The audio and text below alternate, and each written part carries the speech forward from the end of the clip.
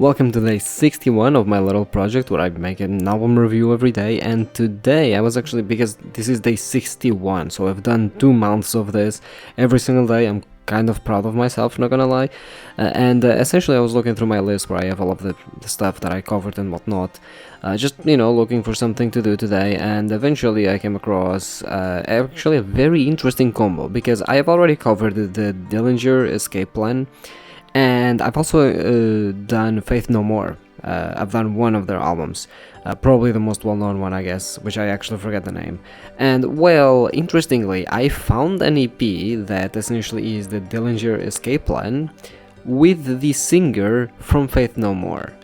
Called Irony is a Dead Sin, and that's exactly what we're going to be covering today. Now, last time I covered Dillinger Escape Plan, I said they were noise, and I was completely right. They're just fucking noise, and I quite enjoy the noise, I guess. I'm a person that enjoys a lot of noise, and look, this EP is no different. Don't get it twisted. Just because you have the vocalist from Faith No More, it doesn't mean that the album's gonna be good, at least from, the perspective of songs actually having a semblance of any structure, because that's the interesting thing. Yesterday I covered another EP by Meshuggah, which I guess is just one song, and I pretty much just touched on the fact that again, a lot of their composition didn't have a lot of semblance, right, or it didn't have a lot of structure rather, and it's kind of ironic that today it also doesn't. It's another EP where that just goes out of the goddamn window, and yeah, a lot of this is just straight up noise, to the point where I'm starting to question, like, what even, like, in a way I admire it, because it's like, I don't understand what the fuck they're doing, but I admire their attempt of what they are doing.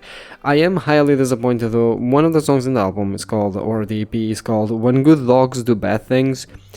And with a name like that, you expect like maybe a silly song, maybe a meme song, maybe an endearing. No, it's noise. It's fucking noise. It's just noise. Straight up just noise. So I was a bit disappointed over the name choice there. Definitely didn't feel gaslit over the fucking name that they chose. But at the same time, I mean, it's this album. What can you do about it? But yeah, the EP pretty much has 4 songs. It totals at what, like, I don't even count it, but less than 20 minutes, I think. If I had to count, like 17, 18, something along those lines.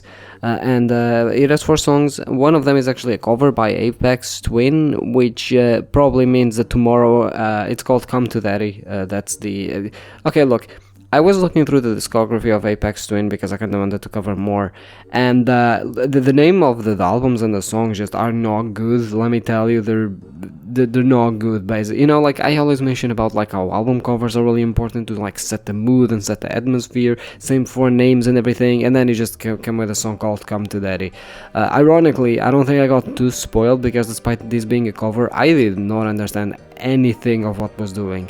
So yeah, probably tomorrow I'll cover that EP actually, since we already have a nice string of things happening with the list of band I already covered, with a vocalist of another band that I already covered, where the EP pretty much just has a lot of overlapping with yesterday's EP. So I'm just gonna keep this little thread going.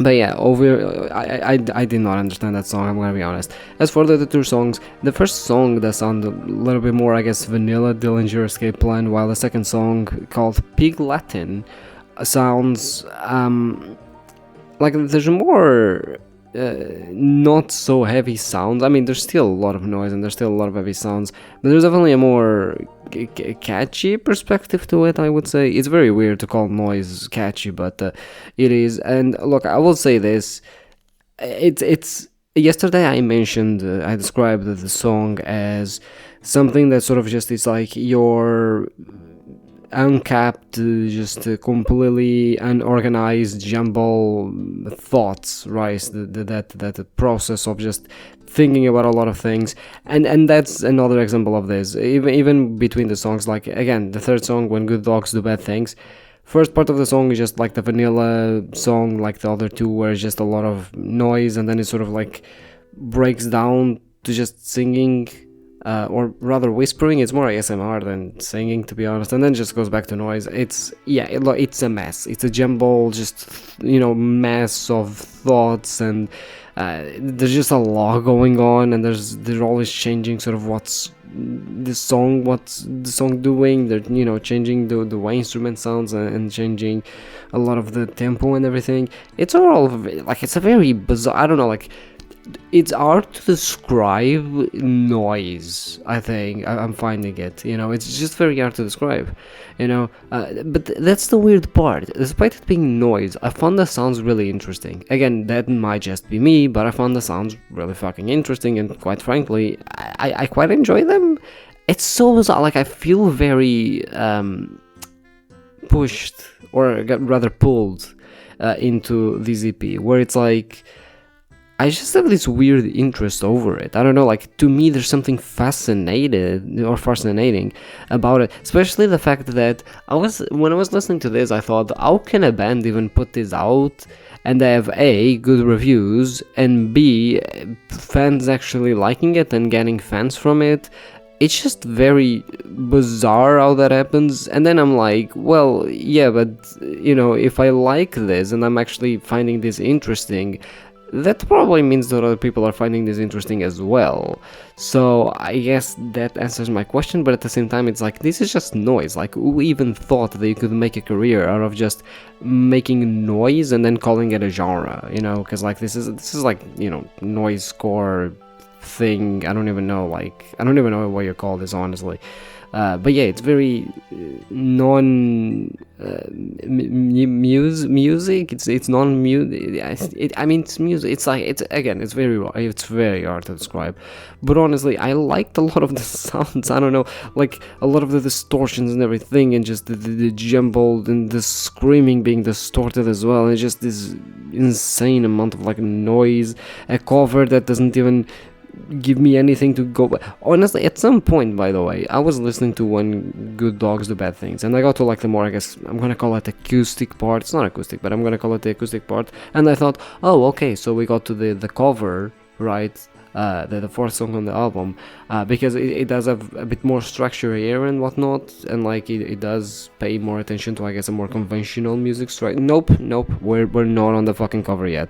So yeah, I was just overall very surprised with this entire thing, and I'm really like trying to just describe what I felt when hearing this, which is basically, it's noise, but somehow it's really interesting and it's really engaging, and I'm like really fascinated by it. So yeah, I mean, that's about it. As for my vibe meter, honestly, I'm vibing a 7 out of 10. I think it might actually be broken, because I don't know, I'm vibing a 7 out of 10 when I'm sitting here like, what the fuck? But yeah, yeah, look, I don't like to disrespect my vibe meter. It's gonna be a 7 out of 10, and I'll see you tomorrow with, for the first time ever, you know, spoilers, but it will probably be Apex Twin with Come to Daddy EP. Okay, again, I want to keep that little thread going, but don't worry, you know, I'll probably just end up making, I have like a list of bands I've never touched on that I actually want to touch on, and I want to explore more and whatnot later on. So yeah, that's pretty much it.